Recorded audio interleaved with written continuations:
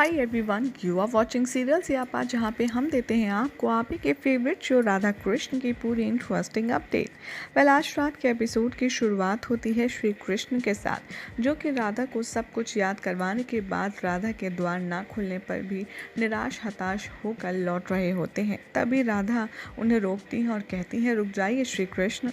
और श्री कृष्ण वहीं रुक जाते हैं। राधा अपनी अदृश्य गुफा का दरवाज़ा खोलती हैं और बाहर निकल कर आती हैं। यहाँ पर श्री राधा रोती हैं, अपने आंसू पोंछती हैं और कृष्ण से कहती हैं, पिछले 100 वर्षों में प्रेम ही हर समस्या का समाधान था, किंतु आज प्रेम ही समस्या बन गया है कृष्ण। चाहे मैंने तुम्हारे साथ हंसी ठिठोली की हो या फिर तुम्हारे साथ द्वारिका को बचाया हो, हर एक क्षण में, हर एक कार्य में सिर्फ और सिर्फ प्रेम ही था। लेकिन अब मुझे इस प्रेम पर विराम लगाना होगा। और श्री कृष्ण बहुत ज़्यादा उदास होते हैं। राधा यहाँ कहती है कि कृष्ण, सदैव हम दोनों के मध्य प्रेम रहा है, कभी मृत्यु का विराम नहीं लगा। लेकिन अब जब मैं तुम्हारी मृत्यु के बारे में सोचती हूँ तो मुझसे नहीं देखा जाता, मुझसे नहीं रहा जाता। मैं ये सब बर्दाश्त नहीं कर सकती। इससे बेहतर है कि मैं तुमको खुद से अलग कर दूँ, क्योंकि तुम्हारी मृत्यु वाला कोई भी क्षण मुझसे नहीं देखा जाएगा। यहाँ पर श्री कृष्ण कहते हैं कि तुम जैसा करोगी, तुम जैसा कहोगी राधा, वैसा ही होगा। लेकिन तुम मुझसे दूर कभी भी मत जाना, मुझे छोड़कर मत जाना। राधा कृष्ण के करीब आती हैं और कहती हैं, ठीक है, ऐसा ही होगा जैसा तुम चाहते हो, लेकिन उससे पहले मुझे वचन चाहिए। वचन दो कृष्ण। कृष्ण राधा का हाथ देखते हुए स्माइल करते हैं और कहते हैं, सब कुछ तो तुम्हारा ही है, तुम्हें कुछ मांगने की आवश्यकता कहाँ है राधे, बताओ तुम क्या चाहती हो। यहाँ राधा कहती हैं कि मैं तुमसे प्रेम नहीं करूँगी। ये बात सुनकर सारे आकाश, पृथ्वी, सारे लोकों में गड़गड़ाहट होने लगती है, मौसम खराब होने लगता है। तभी महादेव और पार्वती भी ये सुनकर काफ़ी ज़्यादा शौक में आ जाती हैं। तो कृष्ण भी काफ़ी ज़्यादा चकित रह जाते हैं राधा के इस शर्त से। यहाँ पर राधा कहती हैं कि मेरे हृदय में तुम्हारे लिए अब प्रेम नहीं होगा। मैं तुम्हारे साथ एक पथ पर चलूँगी, लेकिन हम दोनों के हृदय अलग अलग होंगे। यहाँ पर श्री कृष्ण रोते हैं, राधा को समझाने की कोशिश करते हैं, लेकिन राधा एक नहीं सुनती। राधा कहती हैं, अब श्री कृष्ण और राधा की कहानी पर विराम लगेगा, इन दोनों के प्रेम पर विराम लगेगा। ये सुनकर माँ पार्वती कहती हैं, राधा कृष्ण के प्रेम पर विराम, ये कैसा अनर्थ होने जा रहा है महादेव। महादेव भी पार्वती माँ को समझाते हैं और कहते हैं, ये समय चक्र है गौरी। राधा अब देवी हो गई हैं और वो अपने फैसले स्वयं कर सकती हैं, और ये श्री कृष्ण की लीला है, इसीलिए हम हस्तक्षेप भी नहीं कर सकते। राधा के बारे में बात करते हुए माँ गौरी श्री महादेव से पूछती हैं, तो क्या अब राधा के हृदय में महादेव कृष्ण के लिए कभी प्रेम नहीं उत्पन्न होगा। महादेव गौरी को समझाते हैं और कहते हैं, अब राधा और कृष्ण के मध्य प्रेम है या नहीं, ये तो केवल राधा कृष्ण ही जाने। हम तो सिर्फ समय के हाथों मजबूर होकर सब देख सकते हैं। इधर श्री कृष्ण कहते हैं कि तुम्हें ज्ञात है ना कि तुम क्या कह रही हो राधा, तुम मुझसे प्रेम नहीं करोगे, अपने कृष्ण से। ठीक है, मैं तुम्हें हर हाल में स्वीकार करता हूँ और मैं तुम्हें इसमें भी स्वीकार करूँगा। राधा कहती है, हाँ कृष्ण, तुम्हें मेरी इस शर्त के साथ मुझे स्वीकार करना होगा। श्री कृष्ण अंदर ही अंदर बहुत ज़्यादा उदास होते हैं, लेकिन वो राधा को ज़्यादा दिखाते नहीं हैं। श्री कृष्ण भी राधा के हाथ पर हाथ रख कर उन्हें वचन दे देते हैं और कहते हैं कि बस चाहे जो हो जाए, तुम मुझसे कभी भी दूर मत जाना और बस तुम मेरे साथ ही रहना। यहाँ पर दोनों द्वारका की ओर प्रस्थान करने लग जाते हैं और चलते चलते श्री कृष्ण राधा को देखते हैं और कहते हैं कि मैं भी देखना चाहता हूँ कि कैसे देवी राधा मेरी राधा को अपने कृष्ण से प्रेम करने के लिए रोकती है। और श्री कृष्ण राधा को देखते हुए द्वारका की ओर चलने लगते हैं।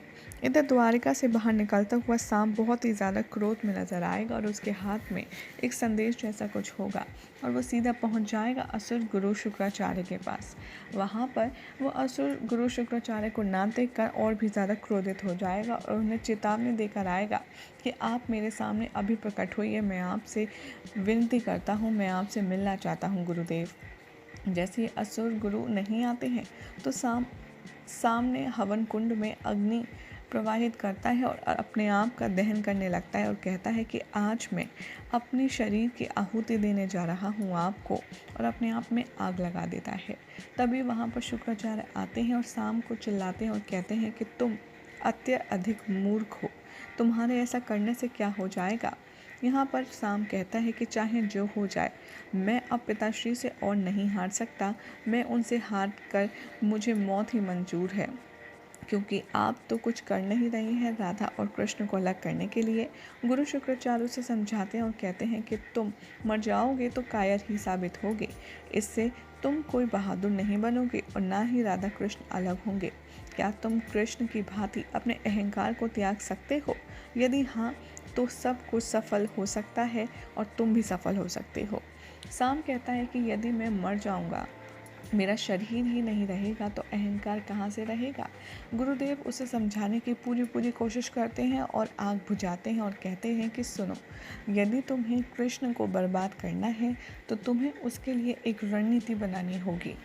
उसके लिए तुम्हें कृष्ण के जैसा ही ज्ञान अर्जित करना होगा और चाणक्य नीति को और ऐसी कुटिल नीति को सीखने के लिए तुम्हें अपने अहंकार को त्यागना होगा।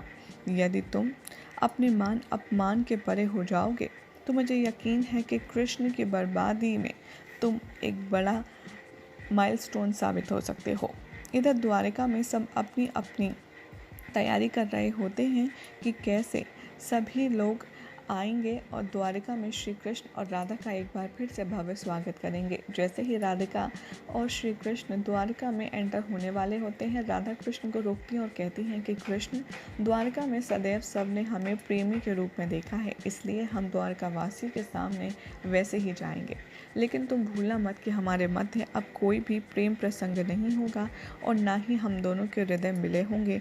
अब राधा कृष्ण के मार्ग अलग हो चुके हैं। कृष्ण उदास होते हैं और फिर भी राधा के पीछे पीछे चले जाते हैं। जैसे ही अंदर प्रवेश करते हैं, रुक्मिणी यहाँ पर दोनों की आरती उतारती है और आरती उतारते ही राधा से सवाल करती हैं कि राधा, तुम कहाँ चली गई थी हमें बिना बताए? आखिर तुम्हें अपने ऐसे कौन से सवालों के जवाब चाहिए थे? बलराम दाऊ भी कहते हैं कि हाँ राधा, बोलो तुम क्यों चली गई थी ऐसे।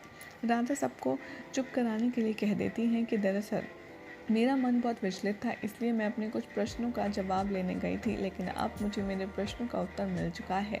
तभी वहाँ पर बलराम दाऊ कहते हैं कि देखो, तुम दोनों के आने की खुशी में हम लोगों ने एक कार्यक्रम भी प्रस्तुत करने का सोचा है। और जैसे ही वो उधर हाथ करते हैं, वहाँ से सांब आता है और अपने सारे गहने, सारे आभूषण उतार करके हाथ में फूल लेकर के बढ़ रहा होता है। उससे पहले सांब लक्ष्मणा को बता चुका होता है कि वो कृष्ण के साथ में द्वारिका का भी सर्वनाश करेगा और द्वारिका के नाम को हमेशा हमेशा के लिए मिटा देगा। उसके लिए भले ही उसे कुछ भी करना पड़े। और असुर गुरु शुक्राचार्य भी उसके साथ हैं। इसी बात को फॉलो करते हुए वो श्री कृष्ण के पैरों में खूब सारे फूल अर्पित करता है और कहता है कि पिताश्री, मुझे क्षमा कर दीजिए। मैं समझ चुका हूँ राधा कृष्ण का प्रेम कितना अपार है, कितना असीम और भव्य है, और आप नहीं थी श्री राधा तो आपके वियोग में पिताश्री तो ठीक से कार्यभार भी नहीं संभाल सकते थे। लेकिन पिताश्री, मुझे ये पता चल गया है कि इस कार्यभार के लिए मैं सक्षम नहीं हूँ, इसीलिए मेरी जगह मेरे बड़े भाई प्रद्युम्न को आप ये कार्यभार संभाल लीजिए। ये बात सुनकर सभी हैरान होते हैं और सब खुश भी हो जाते हैं। कृष्ण यहाँ पर शाम को देखते हैं और कहते हैं कि तुम्हारी ये पछतावा देखकर मैं बहुत ज़्यादा खुश हूँ। और अंदर ही अंदर शाम के बारे में श्री कृष्ण कहते हैं कि तुम जो प्रारंभ कर चुके हो वो विध्वंस का पहला कदम है, और मैं अच्छे से जानता हूँ कि तुम क्या करने जा रही हो।